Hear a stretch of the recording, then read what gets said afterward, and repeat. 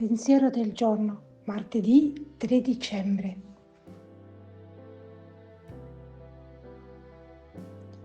Far sentire la vicinanza.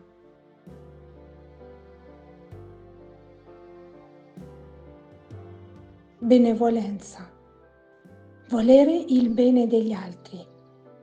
Significa farsi uno con loro, avvicinarsi a loro completamente svuotati di noi stessi, dei nostri interessi, delle nostre idee, di tanti pregiudizi che offuscano la nostra visione, per portare i loro pesi, i loro bisogni, le loro sofferenze, per condividere le loro gioie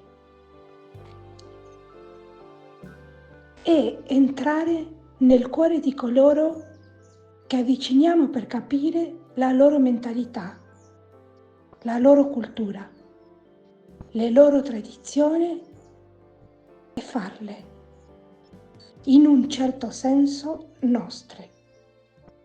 Capire veramente di cosa hanno bisogno e saper accogliere quei valori che Dio ha messo nel cuore di ogni persona.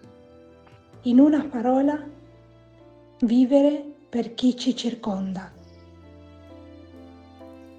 Chiara Lubick, estratti dal commento alla parola di vita dell'agosto 2006.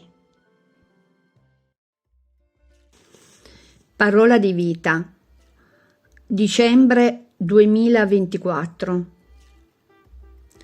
Nulla è impossibile a Dio.